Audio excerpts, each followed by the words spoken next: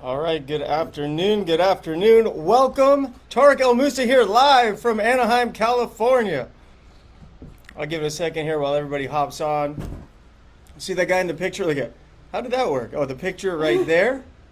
I don't know if anyone's on yet, but I was actually standing on the side of my boat flying through the ocean. I was so worried I was going to fall off, but we got a great photo out of it. So where's everybody tuning in from today? I'm in Anaheim, California. Where you guys at? You can put that in the chat. And you guys miss me? It's been a whole week. There you go. What's up, Alex? How's it going?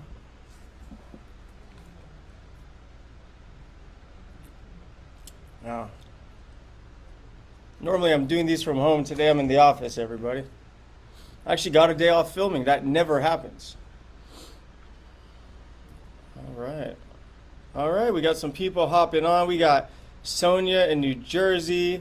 Areli, good morning or afternoon, Fresno, California, Connecticut, Portland, Oregon. All right. All right, so I'm going to give it a couple more seconds here, guys, before we kick this thing off.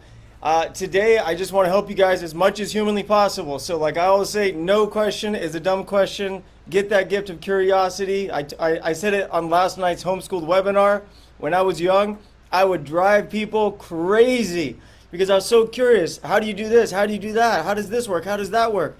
And I remember the adults would be like, Tarek, shut up, go sit in the corner. And guess what? All that curiosity, it really came through for me as an adult. So seriously, get curious. Ask yourself, what else is out there? How do you get it? Set plans, start taking action. So let's start kicking this thing off. I'm just going to start answering questions here. Oh, sorry. There you go. I'm going to start answering questions here, everybody. So super excited to have you, of course. So put them in the chat right here, and I will kick this thing off.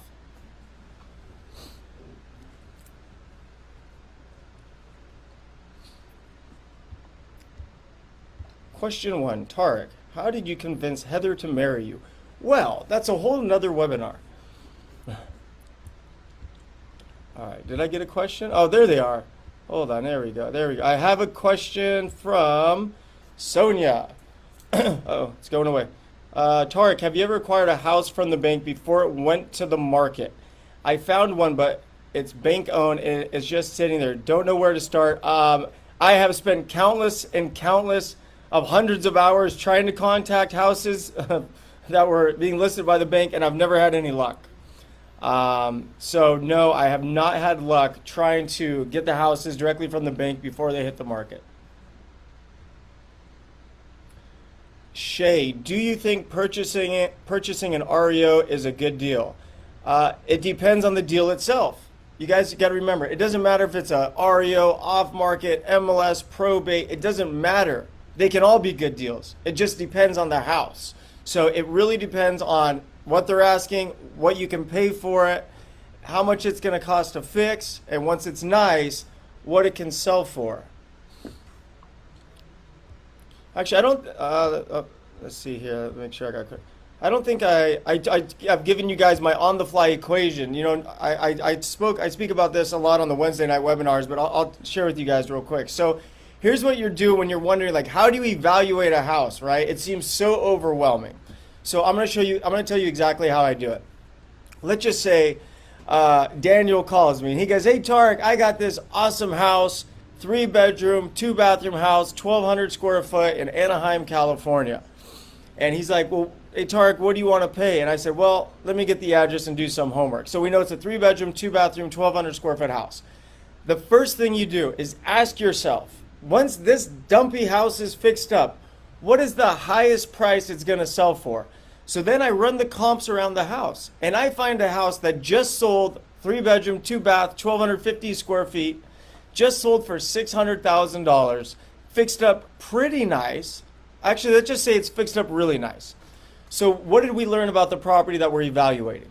We learned that if we bought this dumpy 3-bedroom, 2-bathroom, 1,200 square foot house, and we made it nice, the value is going to be $600,000. Okay, so we know the resale ARV is $600,000. I know from experience it's going to cost me about $100,000 in remodel work to make it look like a $600,000 house. So then I take $600,000, which is your ARV, minus $100,000 to make it pretty, right? That's the construction, puts us at $500,000. Now, when you go to sell a $600,000 house, you're probably looking at about $30,000 in closing costs and commission. So you got a $600,000 ARV minus $100,000 to fix it up puts you at $500,000. Minus $30,000 to sell it puts you at $470,000. So what did we just learn, everybody? We just learned that if we bought this house for $470,000, we fixed it up and we flipped it for $6, we made $0. Okay? But guess what? Now we know the break even. If our break even's $470, well, we can't pay $470. We want to make money, right? So you try to buy it for less. So in this case, I'd probably write the offer at $370,000. That makes sense, everyone? I try to keep it real simple. All right. I was just going on a tangent. Let me get back to your questions here. What's up, Caleb Cruz? When doing my first deal, do I need to be represented? No, you do not. When you are doing real estate, you can be acting as a principal only, which is a buyer or seller. All right, this thing is moving fast on me. Sorry, guys. I'm trying to scroll. All right. It's doing that thing again. It keeps scrolling up on me. Daniel, what's up, Daniel? I've been seeing you posting a lot of those flips you got going, buddy. Great work. I've been seeing it in the Facebook group. What do I look for in a title company? I look for a good title rep. Title's title, and in my opinion, they all kind of do the same thing. But you want a good title rep that picks up the phone when you call them, that answers your text messages when you text them. Doug Manners, what systems and team need to be in place other than obtaining the properties and funding to be able to scale to a fix and flip business from 5 to 10 flips a year to 25 plus flips a year? That's a great question, and we really go into this in detail over at Homeschooled. By the way, guys, I don't know if you guys know this, we just opened up mentorship calls again. So we're offering free strategy sessions right now. So if you want a free strategy session, Doug, this might be a good session to go over. That is going to be in the link right here. Where would it be, Daniel? Right there at the top. So right there at the top, there's the link to book your free strategy session. But here's the thing. So when you're first starting out, you're the flipper, you're finding the houses, you're working with the contractors, you're raising the money, you're handling the sale, you're doing the negotiating, and you can only do so many homes a year like that. So Doug, what you need is you need systems, right? So there's going to be the few things that you're going to need is one, you're going to need sales reps, right? You need someone that's out there generating deals. And those reps need to do a multitude of things, but we'll just call it two things. One, they need to do outbound prospecting, and two, they need to take inbound marketing calls. So now you have leads being generated from your sales team.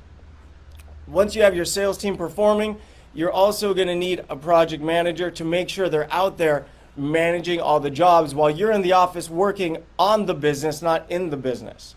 So Doug, what you're trying to do is go from a house flipper to running a real estate company, which is a different business in itself. So there's a process to it. So definitely check out Homeschooled.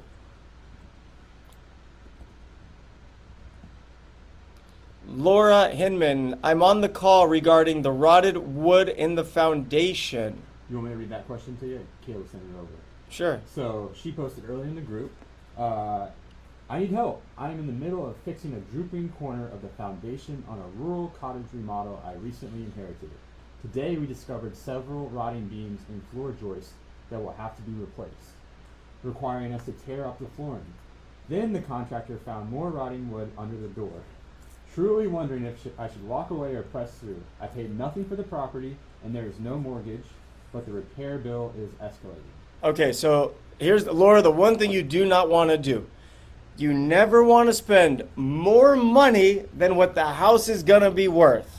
Okay, just remember that. You never want to spend more money than what the house is going to be worth. I'll give you an example. If I go try to flip a house in Detroit right now, I can buy the house for 10, I can put 100 into it, I'm in it for 110, it's probably going to be worth 90,000. Okay, so would I do that deal? No. So Laura, if your expense is going to be greater than the property value, it might be a good idea to exit the project. Now, if there's some equity to be realized at the end, then you're going to want to continue.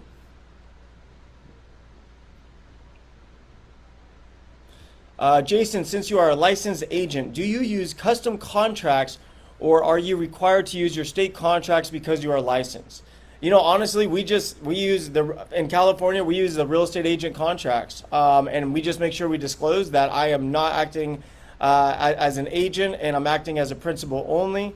And when we're buying houses, just so you know, transparency is everything. So we disclose, we're buying this to make a profit. What else do we disclose? You should get a second opinion. You should interview real estate agents. You should get a second opinion from an appraisal. So we tell them, like, go do your homework before accepting our offer.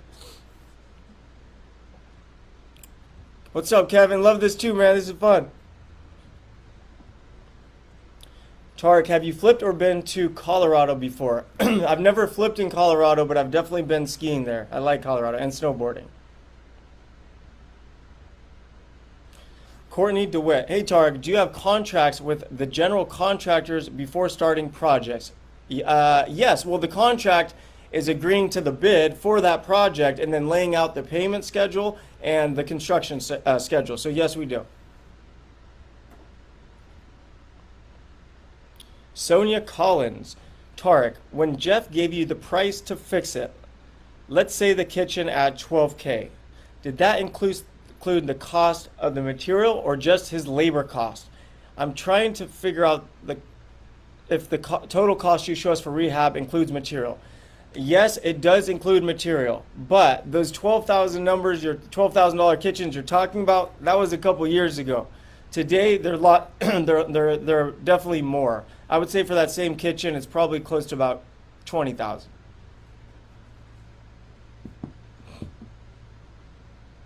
Dominic Presto, what's up, Dominic? Guys, Dominic's awesome. Hey, Dominic, look what I'm sporting today, buddy.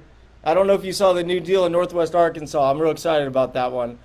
Here's Dominic. Hey, Tarek, is it possible to flip houses in other states? Illinois is not the best place to flip. It is absolutely possible. And with Homeschooled, we've been really working on teaching people how they can start doing virtual wholesaling directly off an MLS type of software all over the country. So it's definitely possible to flip and wholesale out of state, 100%. You know, I do a lot of business in California, but I've bought over 100 houses in Oklahoma. I bought houses in Atlanta, North Carolina. So yes, totally possible. Vanessa loves the tangents. You know, that's the ADD. You're welcome, Daniel. Great job. Keep it up. No, I don't mind you posting your success, man. We got to motivate. Listen, this is about community. Like all of you, you guys got to work together. You got to live in this Facebook group. You got to motivate each other, share with each other, right? This is a community, so really help each other. And that's the goal. And here's what I've learned in life. I didn't get to where I got on my own. I mean, I can have ideas, I can be ambitious. We need help, right? So like my belief in life is we should all be helping each other all the time with whatever it is. It doesn't matter what it is. Just help people and be better humans. All right. When wholesaling, do you put out in the contract if you can't find a buyer? Hate to be stuck in a deal I can't afford. Absolutely, we do. You're going to have contingency periods that are negotiable, and if we can't find a buyer, we cancel the deal. It is what it is. You know, it happens. All right, Caleb. Okay, I answered Caleb's question already. What kind of interest rates are private investors getting for funding flips right now? We are using hard money loans, but have multiple projects going on right now. So we're looking for a private investment for a down payment for our next project. You know, that's a negotiable across the board with private money. But if I were to go out there right now and look for private money, I would probably offer between 7 and 8%. Yeah, that's probably what I would do. Daniel Ribin, I'm close to one of those. How do I avoid over improving properties? The market is shifting, so I always find myself trying to do more to sell faster or at a higher price. But I'm not sure where to draw the line and not overspend or over improve. So this is actually a good point. You know, one of the biggest mistakes that flippers make is over improving. I'm guilty of it myself when I was new to the business. But here's something I'm noticing. The houses that are really selling faster and for real good prices right now are actually the ones that I would consider to be a little bit over improved. So right now, the over improved houses are actually doing pretty good. People expect like the best of the best right now if you want to sell. So if you're only over improving a little bit, that's totally okay. And the truth is, if you are spending more money, most likely you're selling for more money, so you're going to recoup that money. You just don't want to like over improve by like 50,000 on a house, right? If you over improve by like 5 or 10, something in there, that's fine. Laura, in California for wholesaling, how much do I have to put down as an EMD? An EMD, everybody, is a good faith deposit. So it's the deposit that goes into escrow for the seller if you decide you want to buy the house, or if you cancel the house after removal of contingencies, that goes to the seller, which that's more complex. You don't have to worry about that right now. Should I put down $1,000 and have the end cash buyer put down the rest? You know, Laura, this is completely negotiable. So just remember that it's negotiable. So I would try everything, whatever it takes to get the deal done. So yes, you could try both.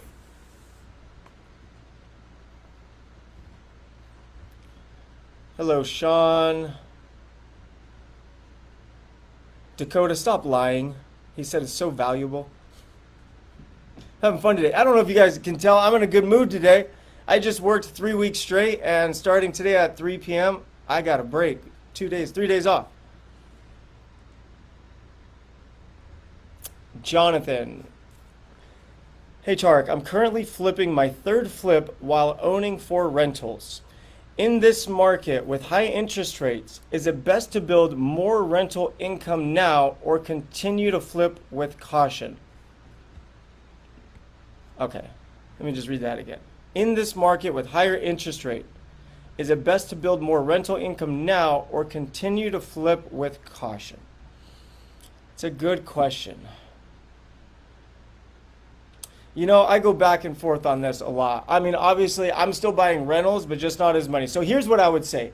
If it's a really sweet deal, you like the house and you want to keep it as a rental, we should always be buying real estate. Whether it goes up, whether it goes down, it doesn't matter. It doesn't matter when you buy real estate, everybody. It only matters when you sell real estate. Because if you buy here and it drops to here, did you lose money? No, you lost equity. If you buy it here and it dropped here and went back up here and you sold it, did you make money? Yes, you didn't lose any. So over time, real estate investors always win. So you got to think long term with appreciation and inflation. So Jonathan, if I were you, yeah, I mean, if you love the deal, you like the deal, it makes sense and you feel good about it, buy it as a rental. If not, continue to flip and wholesale, build up your capital, because there's going to be so many opportunities coming in the next 12 to 18 months. Amber, being a new real estate agent only in my first year, how can I obtain getting a loan for a property being a 1099 without the 2 years worth of paper trail? So what you're not going to do is call like Bank of America, Wells Fargo, or Chase. What you're going to want to do is find some loan brokers. Loan brokers have different programs. So Amber, if I were you, I'd literally go on Google. I would write loan brokers for self-employed people and put wherever you're at in the world. And then websites are going to come up. I would pick up the phone. I would call them, ask them the question. But I'm almost positive there are programs available for you. But the rates will be a little bit higher. And if you're a new agent, you got to join my team at EXP, the agency. Come on, we want to have you. We have trainings for real estate agents too. You're going to be sick of me by the time we're done. Okay, what is a good square footage to price ratio for a beginner flipper? I'll say this. You know, the bigger the house, sometimes it can be more challenging. I would say a good starter flip is probably 2,000 square feet or less. But if you had a home run deal on a 5,000 square foot house, should you flip it? Absolutely. So the size of the home doesn't really matter. What matters is how much you paid for it, how much it's going to cost to fix, and what you could sell it for. Hey, I'm so happy, by the way, everybody. We're getting the most questions we ever got today, so we're on fire here. All right, we're jamming. Okay. What is the best way to get construction cost estimates when estimating? Well, you're going to want to meet with the general contractor to get the estimates. In Homeschooled, we actually have custom built construction cost calculators where you can like plug and play and fill everything in. So if that's something that interests you, like I said earlier, we're doing free strategy sessions right now. So if you click the link and book it, we'll make sure we get that taken care of for you. I'm not sure why not Illinois. Sorry, Shay, but I do know one thing about Illinois. So if you're wholesaling, a lot of places, if most places, you do not need a real estate license. In Illinois, I'm about 99% sure you're required to have a real estate license, and I do believe there might be some other states where that's a requirement. So before you start wholesaling, do some research on the internet and find out if wholesaling, if you have to have a real estate license to wholesale wherever you want to wholesale.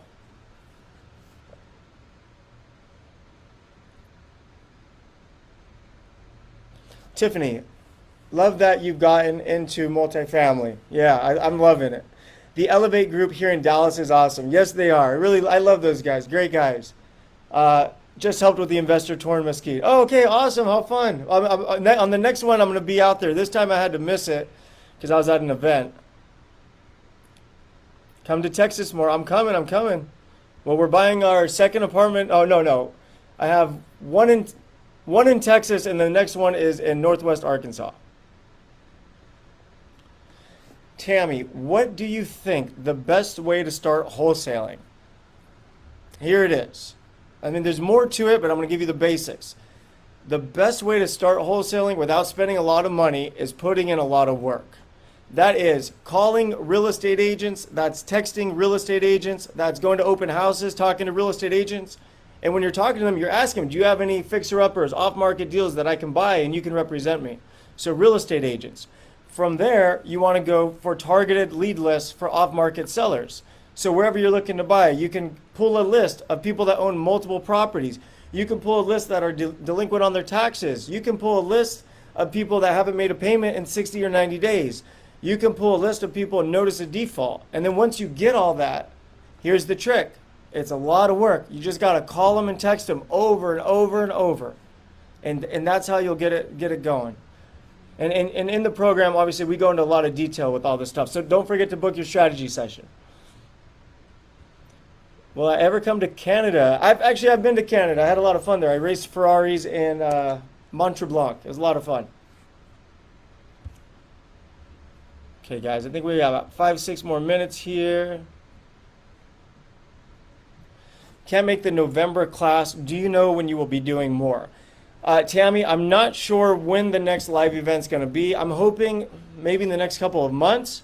But guys, I don't know if you know this, but on November 5th in Costa Mesa, California, we're having a one-day live event with me and all the homeschooled coaches and staff. So if you guys feel like coming to Southern California for a day, hanging out, talking real estate, learning, having fun, you got to check out the live event November 5th. We would love to have you.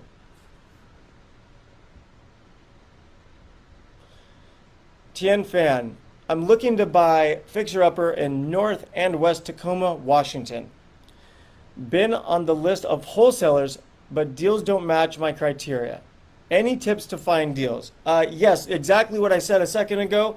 It's about making contacts and having a lot of conversations with real estate agents and sellers direct. I've knocked on doors, I've cold called, I've text messaged, I've emailed, I've done it all.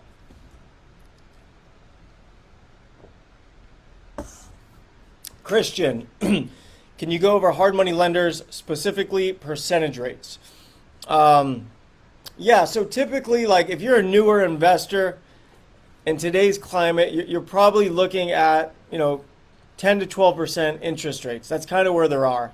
And then you're going to have points anywhere between, I'd say 1 and 2 points. If you're an experienced investor, you've done a ton of business, you might expect to see a 0.5 to 1 point to get the loan, and then an interest rate probably between like 7.25 and 8.5, somewhere in there. Hector. Oh, thanks, Hector. I'm glad I'm bringing value today. That's why I'm doing this. We're gonna make this happen. I'm telling you guys can do this. Just have some faith in me. I'm telling you, it's just time and effort. Just convince yourself you're gonna be a real estate investor. Practice it. Show up to webinars just every single day, and your life's gonna change. If you're doing stuff like this 3 years from now, you are gonna be a real estate investor. Like, you just gotta keep showing up and believe. That's it. Christy, we just acquired 4 new flips. Is keeping it as a midterm rental versus trying to get everything off the books and ready for the next thing that happens in the market? We just acquired. This is an opinion thing, everybody. So I'm just going to give my opinion. Personally, I would prefer to buy long-term rentals when prices are lower. And I feel like prices are going to be lower. So right now, I'm in the mindset as how do I make as much money as I can now, so when prices are lower, I can go buy those properties. So that's where my mindset is.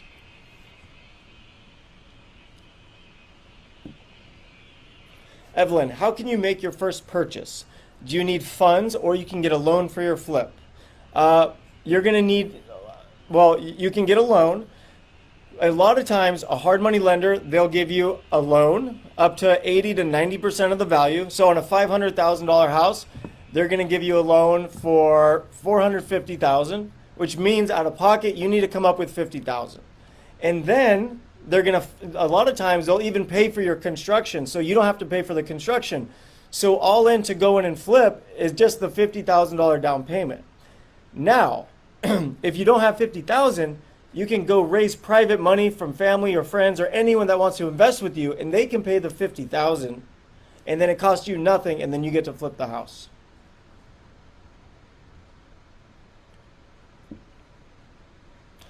Brenda asked me about interest rates. You know, I do think the rates are going to stay up for a while. I do. All right, Amber. Next time.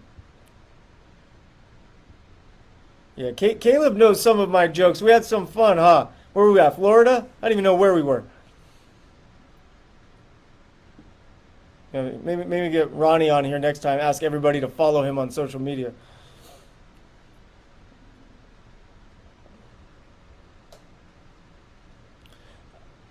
What are your thoughts on SFH versus smaller apartment complex? You know, again, this is all personal preference. I prefer houses, and then I prefer investing into larger commercial deals. That's awesome, Sean. I'm glad you're loving this. Don't forget to book your strategy session. Laura, when using my self-directed 401k funds to buy invest in real estate deals, do I do the deal using the SD 401k's name or in my LLC's name? You know, unfortunately, as much as I want to answer this, I'm actually not allowed to really talk about tax and legal stuff. So the best way to get your answer, and this is what I do, is to go on the internet. You can find a lot of free information there, or ask your lawyer or tax professional. Christina, is joining EXP or Keller better for, or Keller better? What are we even talking about here, Christina? All right, so EXP, I love the company, but on top of EXP, you get to partner with me. So I would say hands down the agency, which is my team over there, my organization at EXP Realty. And actually, when's our expired listing training? Next Wednesday. I don't know if there's any real estate agents on here right now, but next Wednesday, I'm going to do a training for real estate agents going over how to get expired listings, because expired listings, that market is right around the corner. And for those of you that don't know what an expired listing is, let me tell you. Let's just say I, Tariq Al Musa, hired a realtor to sell my house. I gave him 90 days in the contract. After 90 days, the contract's over, and then in the MLS, it shows that it's no longer active for sale. It's now expired. Well, what does that mean? It means that we can go poach that house and try to get the seller to now list with us. So I'm going to be teaching you guys, or whoever wants to be there, next Wednesday, how to get expired listings.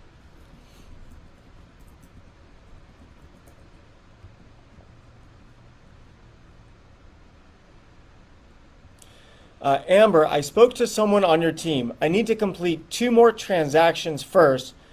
before I can apparently take you on as a mentor. I don't know about that. Do you guys know? Say it again? Uh-oh. Uh-oh. The screen's moving, guys. I know I look crazy on this side, but I got a screen moving over here. That doesn't sound right to me. So, uh-oh. Uh-oh. Am I losing where I was? All right, I'm just...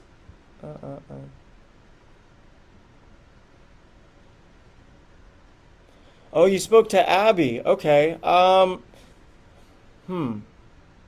you're already with EXP.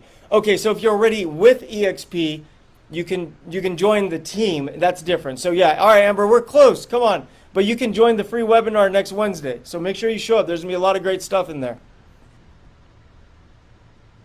Do you have local coaches in your program? I'm in Tampa. Our coaches are spread out, but real estate's real estate. We do deals all over the country. It doesn't matter where it is. Oh, Ginny Lee, what's up, Ginny? Everybody, Ginny is the most amazing. She's just such a wonderful person. Baby boy Al Musa, he'll be coming in a few months. Just so excited. We're just so excited. And will you host a happy hour Facebook Live? I was actually thinking about that, doing like a group dinner over Zoom and talking real estate. So I think, Ginny, we talked about that a while ago. So let's get that on the books. And Ginny, if you ever want to come to California, I told you I'd love to have dinner with you. Just come on out here. Hi, Olivia. Thank you. Heather's doing fantastic. She's out filming Selling Sunset today. What do you think about the programs being offered? Sub 2, Kegley, Wholesale, and which one would be the best for a new person getting started? I think all the programs are great. I'm actually friends with Pace. I'm friends with Jamil. But obviously I like my program, so I would say mine's probably the best way to get started. And we cover everything real estate related. The ultimate goal is to teach you how to go from flipping your first house to building a passive income portfolio, which is the holy grail of real estate investing. So remember, from your first wholesale to owning rentals. All right, Olivia. Yeah, make it November 5th. It's going to be so much fun. Full day. If you think I talk a lot on this computer, wait till you see me in person. Targ, do you buy on-market properties, and do you think they are profitable? This, again, is a case by case. Yes, I buy on-market properties, not as much. And are they profitable? The right ones are. So it all comes down to the house itself. So you're going to have to look through hundreds, maybe thousands of houses to get one or two that you really like. Good, Caleb. I'm glad you're laughing.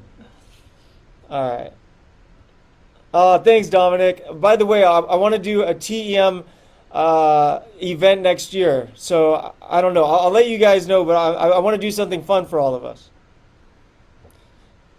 What are you thinking about, Christine? You got Tarek El Moussa here telling you, come on, let's do this. We got the best training. We got the best people. We got the best community. You're going to love the agency. We have such a great group. And if you want to talk, like honestly, Lisa Copeland is a rock star. She can outsell my name better than me. So actually, how can we get Christina set up for a call with Lisa? Can we handle that? Christina, you should really talk to Lisa. You'll love her. She's incredible.